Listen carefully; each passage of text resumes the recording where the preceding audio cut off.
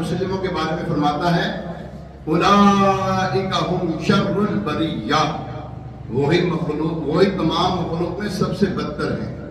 کون؟ غیر مسلم۔ غیر مسلم کون ہے؟ سب سے بدتر مخلوق میں اللہ کی سب سے بدتر۔ یہاں بھی یہ نہیں فرمایا جانور کو ہٹا دینا، تمام مخلوق جو بھی ہے سب سے بدتر ہے۔ الحمدللہ ایمان کی دولت ہمیں نصیب ہوئی، الحمدللہ کہہ رہے ہیں الحمدللہ۔ اس پر اللہ پاک کا شکر بھی ادا کرنا چاہیے، اس کے ساتھ یہ دعا بھی کرتے رہنا چاہیے اللہ پاک ہمیں ایمان پر استقامت نصیب فرمائے۔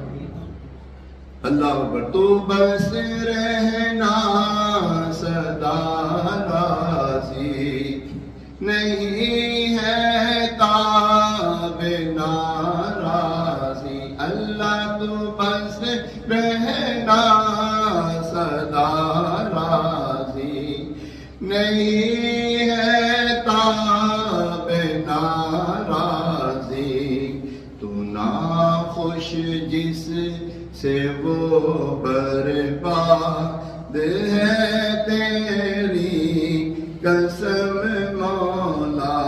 اللہ ہمیں ایمان پر موت عطا فرمائے، زندگی دے ایمان والی دے، موت ایمان والی دے، اسلام پر استقامت دے اور ایمان پہ موت دے۔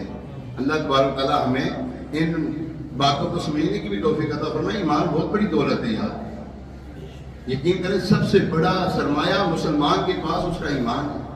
اگر ایمان خطرے میں ہے سمجھ سب کچھ بیکار ہے۔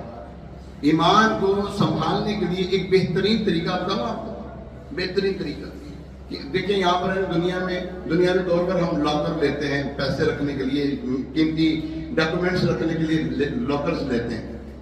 ایمان کو محفوظ کرنے کے لیے کوئی ہمارے پاس اہتمام ہے؟ نہیں۔